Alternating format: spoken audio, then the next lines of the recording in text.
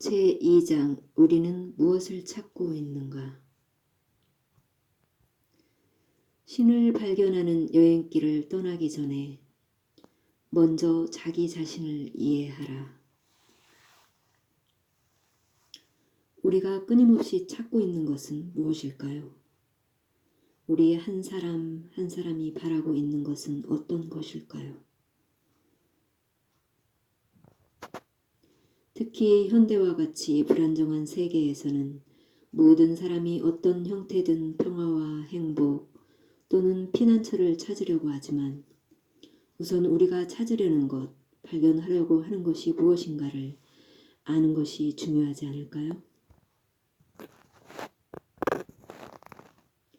대부분의 사람들은 어떤 형태든 행복과 평화를 추구하고 있습니다. 그러나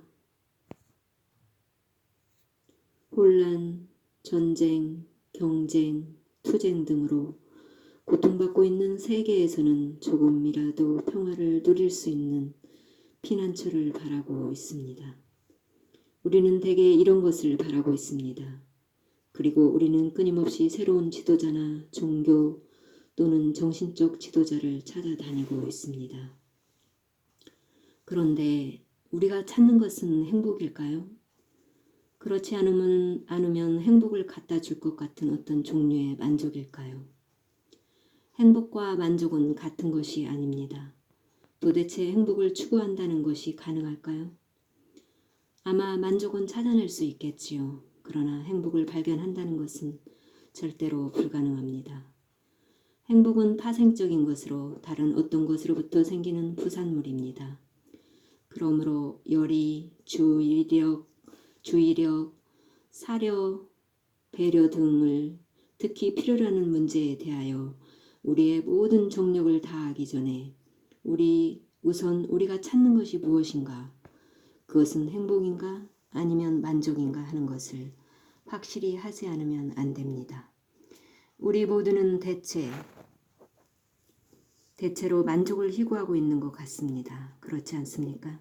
우리는 무엇인가에 의하여 만족되어지기를 바라며 바라는 것을 찾아낸 뒤에 이루어지는 충족감을 맛보고 싶어하는 것은 아닐까요? 가령 우리가 마음의 평안을 찾고 있는 경우 그것은 간단히 찾아낼 수 있겠지요. 어떤 주의나 사상에 맹목적으로 헌신하고 그 속으로 피난할 수 있을 것입니다. 그러나 분명히 그것으로 문제가 해결되는 것은 아닙니다. 한 가지 사상으로 벽을 쌓고 고립되는 것만으로 투쟁으로부터 해방되는 것은 아니기 때문입니다. 따라서 어떻게 해서든지 외면적으로나 내면적으로 우리 각자는 무엇을 원하고 있는지를 먼저 찾아내지 않으면 안 됩니다. 이 점만 분명해지면 일부러 교사의 말을 들어본다든지 교회를 다닌다든지 하면서 여러 가지 조직을 찾아다닐 필요가 없습니다. 이때 우리가 우선 해야 할 문제는 자기가 의도하는 것을 자기의 마음속에서 명백히 하는 것입니다. 이것이 제일 어려운 문제이기는 하지만 그런데 우리는 이 문제에 대해 명확한 해답을 찾을 수 있을까요? 그리고 그 명확성은 탐구를 한다든가 또는 위로는 최고급의 도사, 정신적 지도자에서부터 아래로는 가까운 교회의 목사까지 포함하여 누군가 다른 사람의 의견을 들어보면 알 수 있는 것일까요? 또 그것을 알기 위하여 타인을 찾아갈 필요가 있는 것일까요? 우리 모두는 항상 그런 일을 하고 있는 것이 아닐까요? 우리는 많은 책을 읽기도 하고 집회에 참가해서 토론도 하고 여러 가지 조직에 참가하여 일상생활에서 생기는 투쟁이나 비참에 대한 구제 방법을 발견하려고 합니다.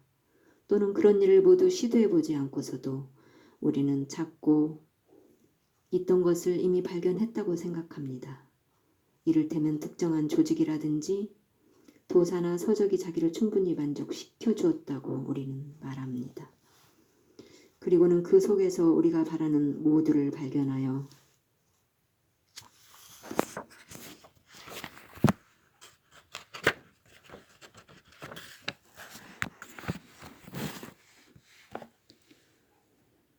결국 일정한 틀에 파묻혀서 자기 주위에 벽을 쌓아버립니다.